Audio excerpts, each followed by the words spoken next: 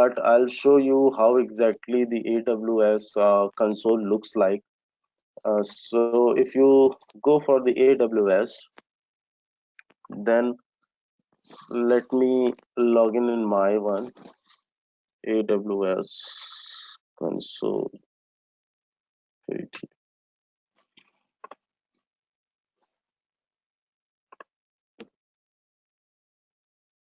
So let's suppose this is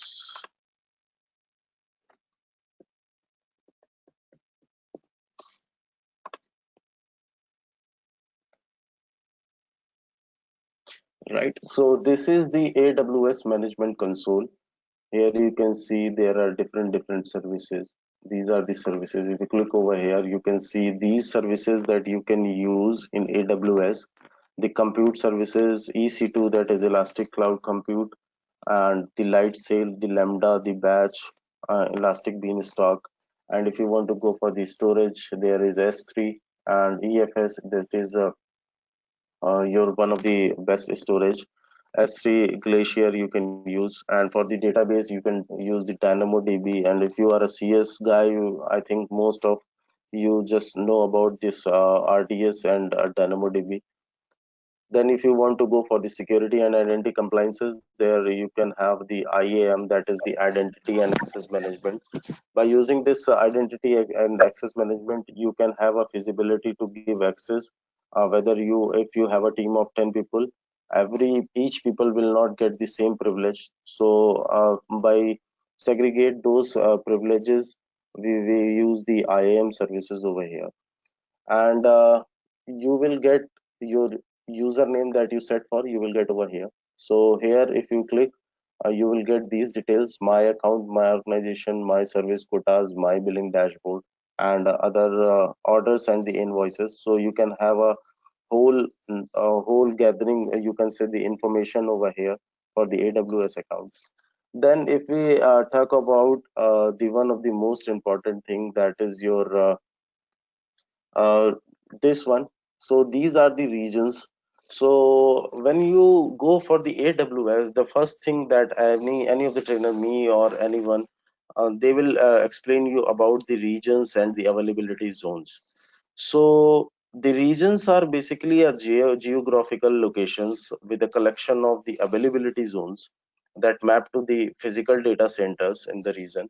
So you can say easily there will be a plenty of availability zones which is in the AWS regions, and each region is physically isolated from the independent of every other region in terms of location, in terms of power, in terms of water.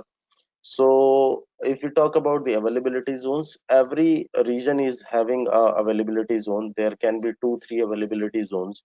And in that availability zone, you will get the real data centers, right? So you can use the resources by reaching out the availability zones. So if you talk about the Mumbai region, you will get three availability zones. I'll show you and I'll explain you how exactly it looks like.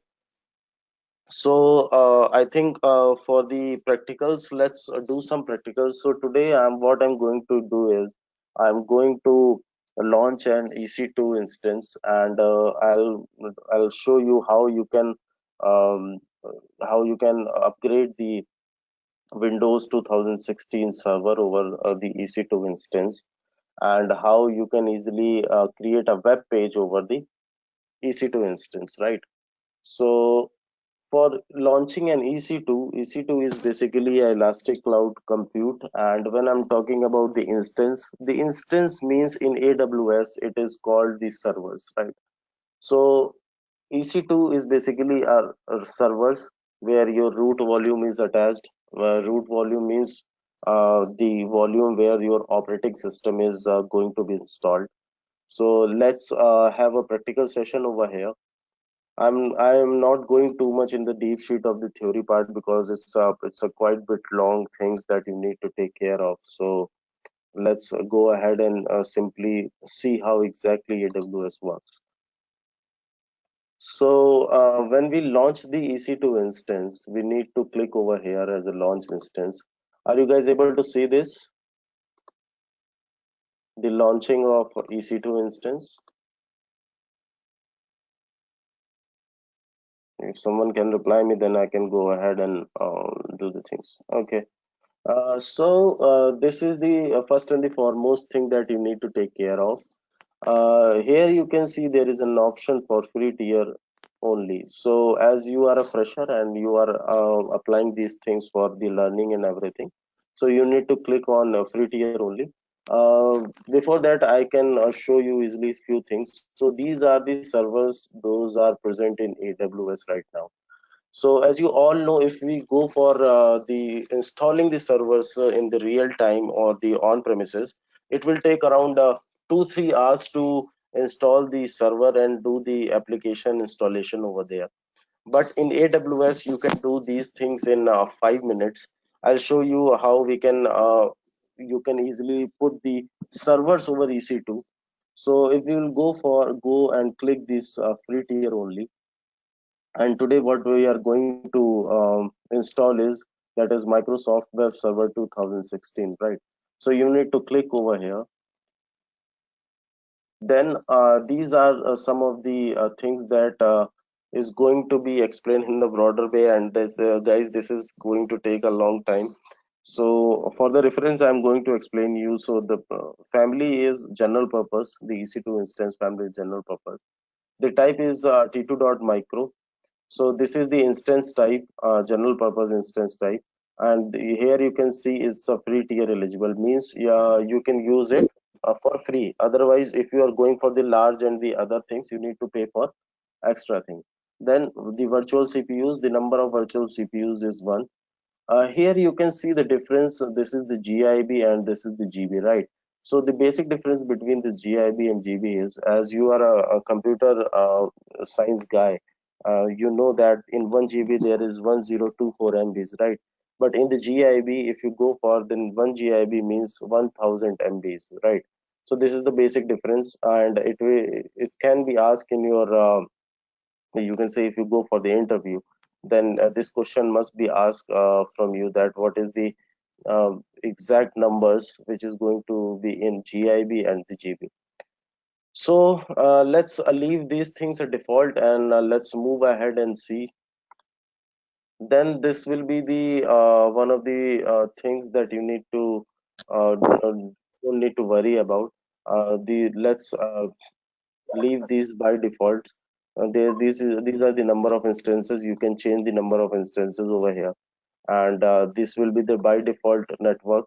If you have a VPC, then you can easily click do that VPC by using this one, this feature. So let's go and add the storage. So right now the root volume is of 30 GIB. The root volume is basically the volume where your operating system installed. So let's then we'll click on the tags, and here we need to give a tag over here. So let's suppose we install a web server, that is VIT web server. Sorry, here you need to put the name, and the value will be VIT web server. Right, then you need to click on the next, and here you can see the security groups. So you need to create one security group. So you can easily go for VIT SG, right? And here you can see VIT SG, right? And here you need to add the rule. This is the RDP session, remote desktop session, and the port range is 3389, that you all aware about.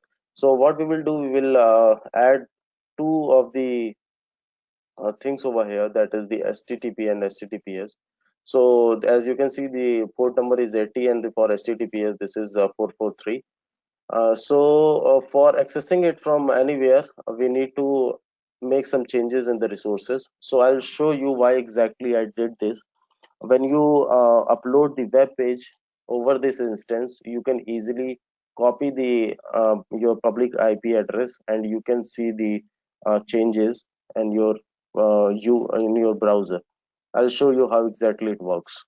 Then we'll go for review and launch. So after clicking on launch, this is one of the important thing that you need to take care of. If you will miss this thing, you are not able to launch your EC2 instance. So this is the key pair that you need to create.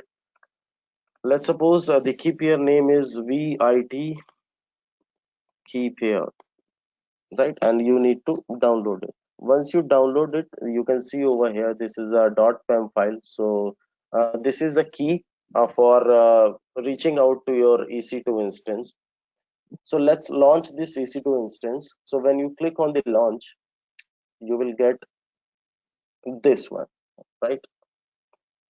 So this EC2 launching will take 2 to 3 minutes, and in the meanwhile, I can show you a few things. This is the instance ID which is created by AWS. So for each instance, the instance ID will be unique, because if you want to, let's suppose if you want to reach out to this instance ID from Singapore. Right now you are in Mumbai, you created this, and if you want to go for if you went to Singapore and anywhere, and if you want to reach out to this instance, you can easily use this one, this ID. Then the instance state, before the running state, it was on the hold. Right now it's in the running state, as you can see over here. So what we are waiting for, we are waiting for the status check. So there are two status that has been checked before launching the EC2 instance. The first one is the system status check, and this is basically check the monitor of this basically checks monitor the AWS system for the instance. And the another one is instance status check. So once you will these instance are checked by the AWS back, you can say the in the you can say in the internet or the computer services, we can the backend process, right? So this is the one of the backend process that we can't have a hold on. So this will be take a 2 to 3 minutes. So you will get the IPv4 IP over here, that is the 13.233.102 and 148, and you will get one private IP over here. This is your VPC ID, and the availability zone that I talked about is AP South 1B. So this is in the Mumbai region, and as we created the key pair name is VIT key pair. So I'll show you how we use this key pair. So once it's done with the status check, we will go ahead and launch this EC2 instance. EC2 instance is basically launched, but we need to connect with the EC2 instance, this EC2 instance. So in the meanwhile, I'll show you some of the features that this AWS is having. Here you can see the volumes. So if you need extra storage, right now you are having a 30 GB storage, right? And let's suppose you need some more volumes to add the your applications and your database. So you can easily go ahead and add the volumes. Then there is a snapshot. You can take the snapshot of the current ongoing process of your EC2, so that if, let's suppose, as you know, the repositories, in the repositories, what we can do, we can easily retrieve the data, whatever we just stored. So it's like a snapshot is like the repositories. You can take the backup of the EC2 instance and your work. Am I not audible? Karthik Goel is saying I'm not audible.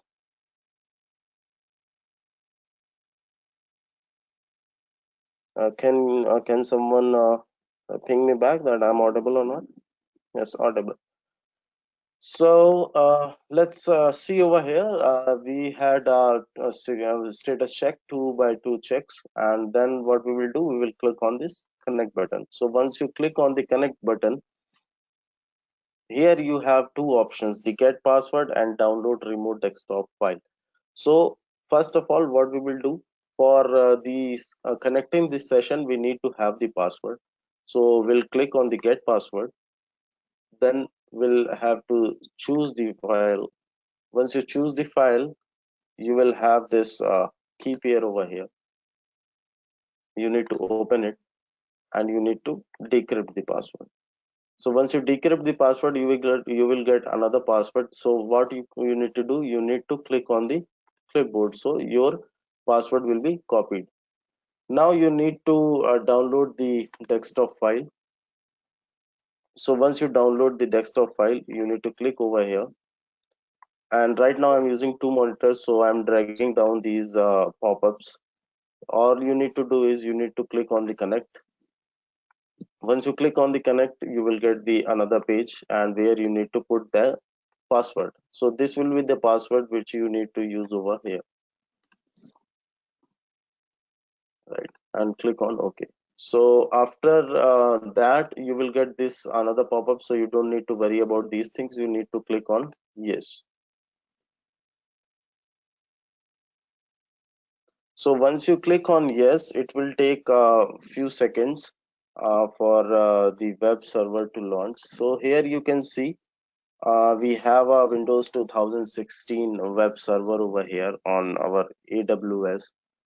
So as you all know, this web, if you talk about this web server, this will take around 2 to 3 hours for generating all these things. But in AWS, you can do these things in max to max 5 minutes. I can easily say, because I use these things on regular basis, so I know it will take around 5 to 6 minutes to boost up. So once the whole process has been done, I'll show you how exactly